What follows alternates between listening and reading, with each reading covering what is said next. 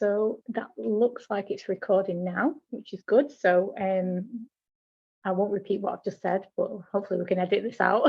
Good afternoon, everyone. My name is Janet Farrer. I'm the president of PCU, and really delighted to be joined by two workers from the Ver.di union in Berlin, who won a very successful dispute that we're going to hear all about. So without further ado, I'm going to hand over to them to introduce themselves properly.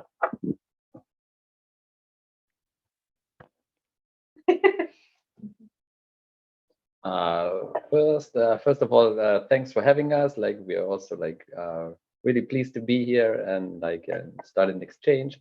I'm David. I'm a nurse. I'm working on an oncology ward. I'm working at Charité, which is the biggest university hospital in Europe, and I've been organizing with Ver.di, the union in Berlin responsible for all the health workers, since 2017, and I'm elected representative of the union. I'm Lisa, a nurse at Charité as well in intensive care, and I've joined the union only in 2021. During the big strike, I have been a trainee back then, and yeah, I've been joined the negotiating committee directly, yeah, and also spokesperson for union Ver.di.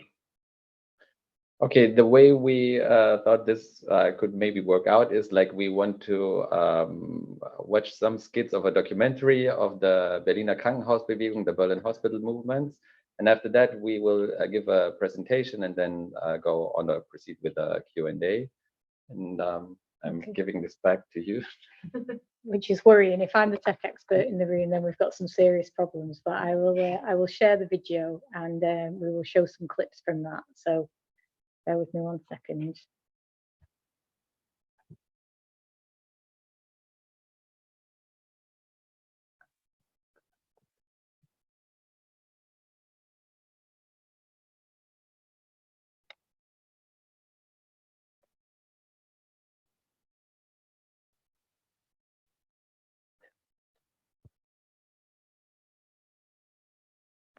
Can I just check that you can see that and hear that too? Before we start with it. That's great. Thank you very much. It's not playing now. You can see it, but I can't hear anything.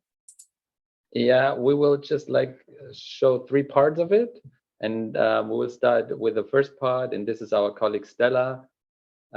She's working at an emergency department. Yeah. I have to do it. Oh, sorry. No, it's okay. Okay. Like this.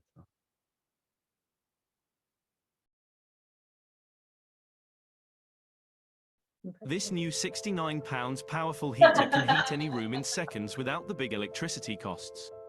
Electricity eigentlich zu 7 sein sollten. Das heißt, ich komme ins Geschehen rein, das Telefon klingelt, die Feuerwehr macht eine Notfallanmeldung. Ich habe parallel einen Schlaganfall zu liegen, einen Verkehrsunfall, einen Herzinfarkt und kann mich leider nicht 10-fach teilen. Das heißt, diese 3 Kollegen sind einfach zu wenig für diese Notfallpatienten, wenn man bedenkt, dass in der gesamten Rettungsstelle noch 40 weitere liegen. Also wenn da hinten irgendwas passiert, hoffe ich eigentlich inständig, dass ich da niemanden irgendwo hinten tot auffinde, weil ich vorne hänge bei den Notfällen. Und das ist ein Scheißgefühl. Tagtäglich stehen Kollegen alleine im Nachtdienst für 30 Patienten. Es stehen Azubis frühmorgens alleine auf Station, weil die einzige Krankenschwester, die noch da gewesen wäre, krank ist. Dass Kolleginnen 2 OP-Säle gleichzeitig betreuen müssen, also hin und her springen. Das geht einfach nicht, aber das ist mein tagtägliches Leben. Und deswegen finde ich es besonders gemein, dass der Arbeitgeber bei einem Streik dann auf einmal kommt mit, oh, ihr gefährdet die Gesundheit der Patienten. Nein, tagtäglich sind die Patienten gefährdet in unseren Krankenhäusern aufgrund des Personalmangels. Ja, So, and then we will go on with the second clip. This is again Stella. Eine Ehefrau zu kümmern, deren Mann gerade verstorben ist, und von den Patienten selbst. Da gibt es viele, die aggressiv werden, die ausfallend werden, uns beleidigen.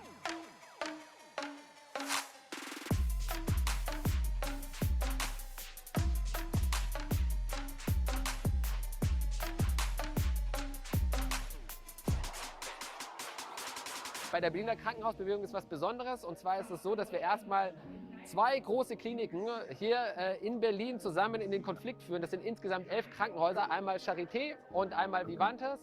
Und entscheidend ist, dass es nicht nur um die Beschäftigten in den Krankenhäusern geht, sondern bei Vivantes auch der Töchterunternehmen, die im Moment outgesourced sind, denn die fordern eine faire Bezahlung, also die fordern den TVÖD für alle. Und wir in den Krankenhäusern, also in den Bereichen der Pflege, in den anderen Funktionseinheiten, fordern endlich Entlastung, weil wir wissen, Krankenhaus ist immer Teamarbeit, es gehören alle Professionen dazu, Krankenpflegehelferinnen, Patientenmanagement, genau, Servicekräfte etc. etc. Also wir wollen eigentlich zurück zur Mutter. Also früher war die Reinigung immer direkt vom Krankenhaus. Man hat uns irgendwann ausgegliedert, Töchterfirmen gegründet, nur damit man sparen kann. Ehrlich gesagt, seit 2 Jahren so ungefähr überlege ich, ob ich doch nicht woanders arbeiten gehe, weil es ist einfach viel zu wenig Geld.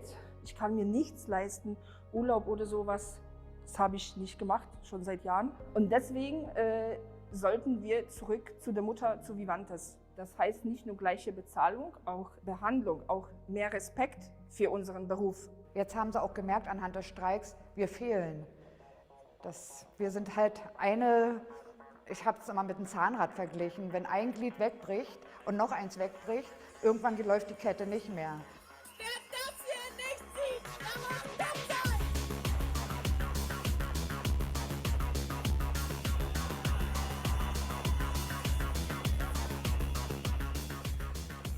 Da sind wahnsinnig viele Menschen dabei. Wir haben in allen Bereichen, in allen Stationen, haben wir Gespräche geführt, haben wir Kollegen geworben. Jedes Gespräch, jede Verhandlung wird rückgekoppelt in die breite Basis. Und über 8.400 oder fast 8.400 Kollegen haben gesagt, ja, wir sind dabei, wir unterschreiben, wir wollen das, wir wollen uns auf den Weg machen. Und wenn du dann auf einmal mit 500 Kollegen vor deinem Krankenhaus stehst, wenn man stark ist, kann man was verändern. Man kann die ganze Welt verändern. Wir fangen mit unseren Arbeitsbedingungen an. Seit März läuft ein 100-Tage-Ultimatum. Wir haben die Abgeordnetenhauswahlen und wir nutzen dieses politische Zeitfenster, um ordentlich Druck zu machen. Also das Besondere an dieser Bewegung ist, dass wir eigentlich schon sehr früh angefangen haben, ein Konzept zu entwickeln, wie wir eine möglichst hohe Transparenz herstellen können, eine extrem hohe Beteiligung im gesamten Prozess. Und da muss ich sagen, haben wir eine gute Unterstützung gehabt, auch durch erfahrene Campaigner. Und man muss einfach sagen, dieses System des Mitnehmens, den Kollegen auch alles erklären und sie auch mitentscheiden zu lassen, das ist ein wesentliches Element, weshalb diese Kampagne auch bis jetzt gut gelungen ist. Wir waren in meiner Abteilung am Anfang auch nur 3 Kollegen. Wir haben uns als allererstes diejenigen rausgepickt, die... Sorry, took some time. And the last one. Hat, dass es eventuell zum Streik kommen kann. Und da habe ich eigentlich immer wieder die gleichen Sachen gehört. Wir Hebammen, wir können doch nicht streiken, wir lassen die Frauen allein. Oh, I don't know what that is. I don't know how to get rid of it. Okay, so we just maybe we can, just stop this. It was just maybe for getting an impression what the Berlin hospital movement was all about, and then we will proceed with the presentation.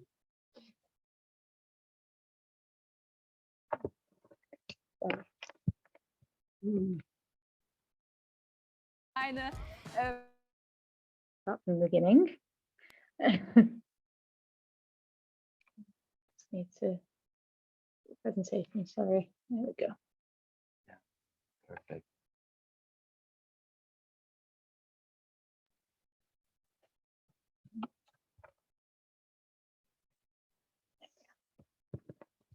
Thank you, Jenna. So to give you some maybe some sort of overview or maybe some general information about the Berliner Krankenhausbewegung, the Berlin hospital movement. The Berlin hospital movement started in 2021, and these are the 2 big hospital companies or public companies, public hospitals in Berlin. This is Charité, which is the 2nd largest employer in Berlin, and Vivantes, which is the 3rd largest employer. And altogether, these are 12 hospitals, and they are responsible for 50% of all the patients in Berlin, and they're publicly owned. And of course, like in the beginning, it was like the same situation as in the UK. We have this nurses shortage. We have not these good salaries in the hospitals. People are leaving the job. And of course, there's this special situation at Vivantes. Like all the our colleagues from transportation system, from the kitchen service, they are outsourced. And so like the Berlin hospital movement, this was like, if you want, it's like 3 parts. It's the nurses and all the nursing colleagues working at anesthesia, at catheter lab. This is the first part. The second part is all the nurses from the Vivantes hospitals. And then the third rail is all the outsourced colleagues from Vivantes. And just maybe to go, maybe proceed with the second slide. Is it working? Okay. So it's like in general, it's about around 15,000 hospital workers. It's these 12 hospitals. And in the end, we pulled off like an indefinite strike for over a month. And like our core demands were like safe nurse to patient ratios, sanctions if these ratios aren't met, better working conditions for all the trainees, and pay raises for all the outsourced workers. These were like the 4 core demands. And then let me take you back, because in Germany, like the real first big strike at a hospital was back in 2015, and this was like the first strike in Germany for better working conditions, not only for a pay raise, but for having safe staffing in a hospital. And this was like the first time this happened in Germany. And then inspired by back in 2015, my colleagues went on strike, an indefinite strike for like, I think it was 7 days. And then inspired by this strike, there were like over 20 other university clinics in Germany who also started campaigns, went on strike, went on indefinite strikes. And then like back in 2019, like we were realizing that the contract we negotiated back in 2015, it hadn't that much positive effect because there were no sanctions on the staffing that we had like written down in the contract. And then we were in contact with our colleagues from Vivantes, and like we decided if we're going like all in for better staffing in Berlin, we will do it together. And then in 2019, like the Organizing for Power lecture started from the Rosa Luxemburg Stiftung and Jane McAlevey, and like a core group of us attended these lectures back in 2019, and we were like, like blown away from the methods that like Jane was pointing out. And we were like, okay, if we were like going back into a campaign, we will do it with the methods from like the Organizing for Power lectures. And then, of course, as you all know, like in 2020, like the pandemic hit, and it was like we didn't know like what to do. Like we couldn't pull off a campaign like for better staffing when nobody had PPE. Many people are leaving the job. But then in 2020, like we came up with a plan, like for over a year, like a plan to win, which we started then in 2021, and like this was like the I don't know, the birth hour of the Berlin hospital movement, or the within der Krankenhausbewegung, like the kick of the starting point. Okay. So, and this is like, maybe it's a little bit too detailed, but this is the plan to win we came up with. In 2021, you can see we had federal elections in Berlin. So we had two, you can like say we had 2 rails. One was, the first rail was like putting as much pressure on the hospital bosses as we can, and the other rail was like putting as much pressure on all the local politicians who were like also like coming up with the elections, because we knew like then there's election coming up, and like people can't ignore like the hospital workers and all the nurses when they're coming up with demands. And of course, as like you're all, I think, pretty familiar with the methods that Jane is teaching in the Organizing for Power. We had this plan like taking place for over, actually we started in March, or maybe also in February. And we had this an escalating plan, a plan to win, with multiple structure tests. And like the first structure test was a majority petition. So we, in the first step, we approached like all the workers in the hospital, not only the unionized, like all the workers. And we had these 4 core demands. And we were approaching them and talking to them. And like, we were like, if you're with us with these core demands, then sign here. And we started our majority petition. And then we got like over 8,000 signatures, which is like the majority. And then in May, we handed these majority petition over to the bosses of the hospitals, but also to the politicians, to the local politicians. And we kicked off 100 days ultimatum. And like already back in May, we were telling them, if you're not fulfilling our demands within these 100 days, we will go on an indefinite strike. And we told them back in May. So the second structure test was that we had this core demand from the nurse to patient ratios, but then we were like every ward, every team was like having discussions with their teammates, with their colleagues. What is the exact nurse to patient ratio we need? For example, at cardiology, we need oncology and nephrology. And when this was done, like the teams elected team delegates. And as you can see, like the picture in the middle, the picture in the middle, or like in the video, we then had a huge meeting at a football stadium. It's SDF Union Berlin, which is like, traditional football club in Berlin. And we were gathering all the team delegates in this football stadium, and then had like, this was like a major event, because like everyone could see like colleagues from other departments are taking part. And from there on, we finalized the demands and handed the demands over to the bosses of the hospitals, but also to the politicians.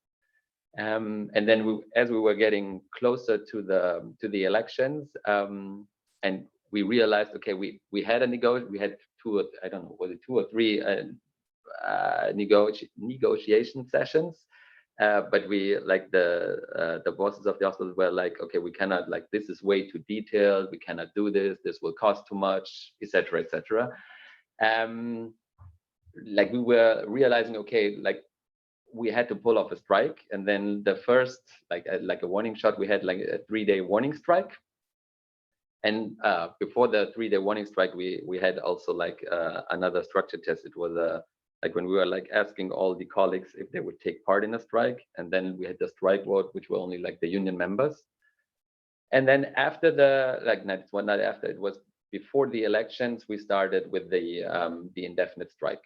And like the indefinite strike, it like went on like at Charité it's 35 days, or is it 32 days? And at Vivantes it was a little bit longer, and it took the longest with the colleagues from the outsourced Vivantes daughters. Okay,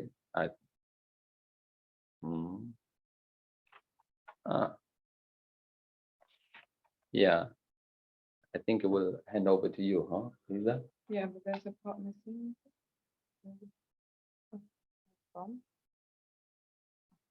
You can. Oh, okay. I can do that. I see. Okay. Yeah, maybe looking a bit more detailed on the structure test and the way we approached our colleagues. So we pretty much tried. We had that plan, or there was that very detailed plan to win, as I just told you. And the goal was to, instead of stay in the traditional structures where there were usually like 3 to 4 representatives negotiating for the workers, but not the workers themselves in the negotiations, we wanted to do it differently. So we tried to reach as many colleagues as we could, which meant that we didn't only, hand over to the people that there was a strike coming up or there were the negotiations coming up, but we wanted them to take an active part in the whole process. So we tried to, be as democratic as we could. We had appointments with our colleagues.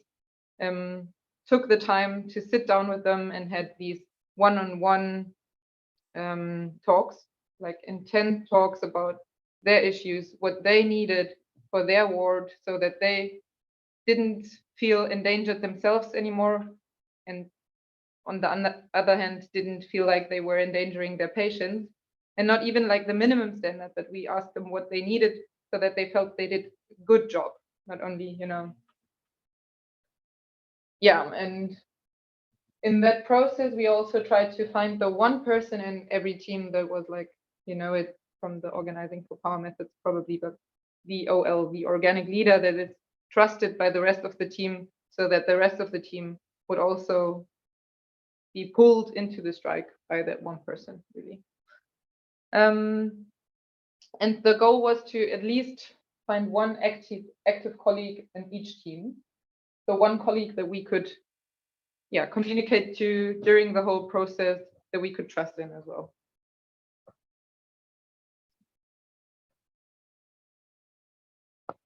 Yeah, that led to systematic building of power. Like when we had the one person, it was way easier to reach out to the different teams or to stay in contact with the teams. And yeah, the teams themselves had these kind of team building phases within the process. So we were yeah, finding majorities through one-on-one conversations. Had that already. So yeah, we had these or the teams themselves actually, as you can see up on the left picture, it's my team. And I don't know if you can see that well, but we had different methods to point out or to highlight the process that was going on, like all the union members within a team, all the team members that had taken part in the majority petition were highlighted in a different color. Everybody who, I don't know, yeah, took part in all the structure tests was highlighted in that team card, as we named it, so that the teams could see how many of them took part, how many of them took an active part. And yeah, for my team, it was pretty, yeah, everybody was growing stronger together. And it felt like we were doing that together, leading our team into the strike. And sorry, if I can add that, and people got really creative because the posters you were seeing, they were like putting them up in the wards, so everybody could see like, okay, like it's, I don't know, day 50 of 100-day ultimatum, or we like already have a majority of our colleagues like as union members.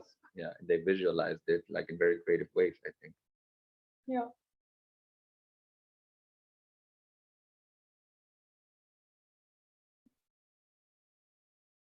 And then the 100 days ultimatum. Yeah, as I already told before, this was like the first structure test. We had our signature petition. We achieved a majority, like with over than 8,000 people who signed the petition. Like the contracts we were negotiating later were like affecting around 15,000 people. And then yeah, there you can see some like the people are holding up this petition. These are like the local politicians. So we went there and like forced them to hold our petition, yeah, and to tell them like in the back, yeah, you have like 100 days running, yeah. So this was at Alexanderplatz in Berlin, so like in the center of Berlin, taking place, and yeah, it was also like a huge empowering moment, like to go there and have this petition with over 8,000 signatures, and then handing that over to in the morning we handed it over, like another copy of it, we handed it over to the bosses of Charité and Vivantes, and then in the afternoon we handed it over to the politicians. Yeah, this was the hospital caucus. This was like the gathering of the team delegates. This is where we finalized the nurse to patient ratios. This is where we also like agreed on the consequences when the ratios are not met. And this was also like the fulfillment of the second structure test, like the teams, when the teams came up with the team demands, and we also had a majority there, that a majority of the teams like had written down their team demands. And also like in this process, this was like, for me, it was also one of the like the most standing out experience, because like I was meeting with my team colleagues at the lawn in front of the hospital, and like we sat there and like everybody's like, okay, it's after the shift, I don't have much time, like let's make this quick, like maybe 10 or 50 minutes or 20 minutes, but then I have to leave. And in the end, we sat down for over 2 hours and have like a real long discussion about our working conditions, why we need this nurse to patient ratio, like also for our patients, or for us, but also for our patients. And then like we were some people were like, okay, I'm doing some scientific research on the nurse to patient ratio we are talking about, and like I will inform you about that, what is science saying. And this was also like the team came together in a way it never came together before. And this was like one of the best, for me, it's one of the best moments in this whole Berlin hospital movement. And then of course, like the ultimate structure test, a long and strong strike. And of course, like an indefinite strike. At Charité, we went on strike for 32 days. Vivantes had to strike for 35 days to get the contract done. And the Vivantes daughters, all the outsourced colleagues, like they had to went on strike for 42 days. And this was also like interesting because, as you can imagine, and as you probably know, when you're on strike, it changes people. Like in the beginning, of course, like on the first day, everyone is like super, how to say this, like super powerful and it's like enthusiastic. And but when you're like on strike for over 2 weeks and your demands are not met, then of course you're getting like, in a way, you're getting insecure, and it's like, okay, are we really going to win this? And it was a little bit like of ups and downs, but then in the end, it was like such a huge success. And like the contract that we negotiated, it set in January last year, and like after 1 year running, we can really say that it's like it improved our working conditions, and it really works. The first time that like in Berlin we're having contracts with safe nurse to patient ratios, and of course like sanctions. Yeah, so let's move on. Yeah, and maybe that one story to the strike was when it got frustrating for all of us, and the insecurities creeped in slowly. And there was the point at like day 30 or something where I thought it was all lost, all gone. And then there was a colleague from from another ward that wasn't taking part in the whole process before. She's coming up and she's saying to me, well, yeah, we just pretty much closed our ward. All of us went on strike today. We closed our ward. Yeah, so that was the surprises that came up all along the strike. Yeah, were crazy. That motivated us for the next week. Yeah, and maybe also to add this, when it comes to closing or shutting down the wards, like we were able but not over the 30 days, but like in the 30 days, it was possible for us to close more than 50 wards at these 12 hospitals. And like this was a huge empowerment, like for the nurses and for the hospital workers, but it also put pressure on the bosses and on the politicians. Yeah, but it meant that it was possible for hospital staff to go on a strike, which it wasn't ever before, or not for an indefinite strike. Suddenly it was possible, so that was quite a success. And then yeah, well, you mentioned that before, the political and community campaign that we had, like, yeah, the one, or on one hand we were building power inside the hospital, and on the other side, during these 100 days and even before, we were putting pressure on our bosses, but we were also putting pressure on the politicians in the window before the federal elections. Yeah, we were holding the politicians accountable. We wanted them to tell us what they were going to do for us as hospital workers that came out of the pandemic, or were keeping the city alive during the pandemic. Yeah, and we were building the public power. So there were many people supporting us throughout the demonstration. I thought it was crazy, the demonstrations as well, because I was seeing my colleagues that usually they weren't the most brave, or the bravest people. They usually couldn't speak up to their bosses, and then suddenly in the mess, they were just, screaming and fighting and knowing who they were, especially women, which are, the majority of the hospitals. So that was my personal favorite feminist moment as well in the movement, because it was just so empowering for all of us. And it worked. The political pressure was on. Then we went into the negotiations. The thing that was, the one thing that was the most special maybe was that it wasn't the 3 or 4 people representing the whole clinic, but it was the workers themselves. So it was our negotiation committee that was, for Charité, it was 30 to 40 people, with the first row speaking, not only the main negotiator, but the whole first row that were the speakers, and then all the rest behind them. And not even, or like the 30 to 40 people we tried to put as many different wards, the surgery rooms, emergency rooms, whatever we could find, the midwives and so on, in the negotiating room with us. And then we even had the team delegates on top if the negotiations got stuck. We can, I think, to the next page. So we were that huge team of negotiators, and frightened the bosses. They weren't used to that, and it was kind of a. And it was the first time, like the tradition at Charité was like with most of the unions, like back in 2015, there was a really small negotiation team, like 5 to 7 people doing all the negotiations.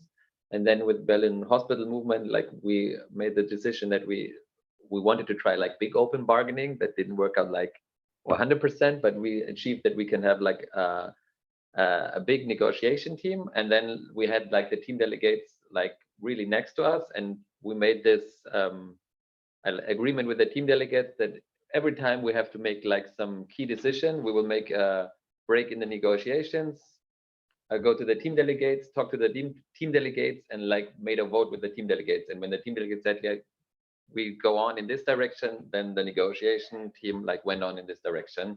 And this was like a whole new democratic process when it comes to negotiation that like, hadn't taken before.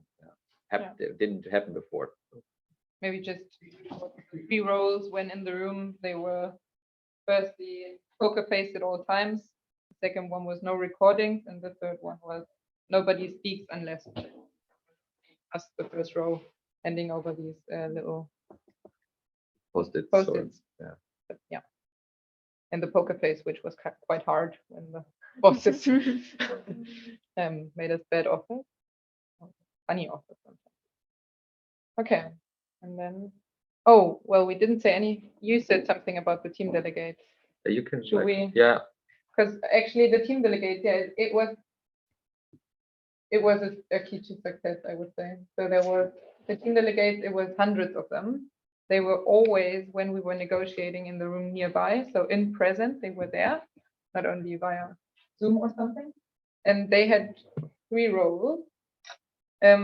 First role was communication. So us, the negotiating committee, communicated everything during the whole process to the team delegates, and they were communicating it back to the team, and the other way around. We had many people taking an active part, and we had high transparency. Then the second role was when the negotiations got stuck and we didn't know how we should go on. We weren't sure if that was the best that could happen to the whole hospital. Then we took a break. We went to the team delegates. We asked them, and only if we had a majority of them, having our back, we went back and or went on. And the third role was every single person that works in a ward, works in the surgery room, as a physiotherapist, whatever, is the expert for their own ward. So when it came to, for example, the cardiac, what is it, catheter lab or something, that person herself spoke for her team and what she needed and what she wanted, or he, or yeah. So that was pretty impressive. We had the last negotiation took over 20 hours.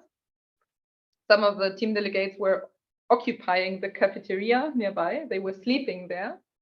And in hour 16 or something, we got stuck at a very tiny eye, what's it, Augenambulanz. Augenambulanz. It's an eye ambulance. Yeah, ambulance. And she went in, and for an hour or something, she just grilled the bosses. She just told them how bad her working conditions were and why she needed more staffing. And everybody was tired already, but yeah. She brought back energy, huh? She brought back energy and it worked, yeah. So much for the role of the team delegate as well. Yeah. It took away many of my fears as well, because when you knew that you were doing the right thing and didn't have to trust in your own feeling that much. Yeah, and then David. Yeah, and then of course, like the plan to win worked out. We were successful. We managed to get like 3 contracts. You can see like pictures. These were all taken like directly after like the last negotiation sessions. Like I can only say for Team Charité, it was like, I don't know, 5 in the morning after like more than 20 hours of negotiating. And then of course, like we got the contract for the nurse to patient ratios with sanctions, and like also at Vivantes, they got the contract for nurse to patient ratios with sanctions. And yeah, the outsourced workers managed to get the pay raise, and all over we managed to like double up our union members. So it was more than 2,200 new union members that, or like colleagues who joined the union during the Berlin hospital movement, which also like was a pretty impressive for all the all the union officials who were skeptical about organizing methods, about like pulling a plan this huge, like making a plan this huge, like having a campaign like this. And this was like, so was a win like on different levels. It was a win like winning new colleagues for the union, but also having such a huge success in the union itself. Yeah, and I think the third result you forgot is the better conditions for trainees. Yeah, sorry. Which is very important because it secures the future of the job. Not only the future of the union, but the future of the job. Yeah, but it's super important. Yeah. I think that's it. That's it.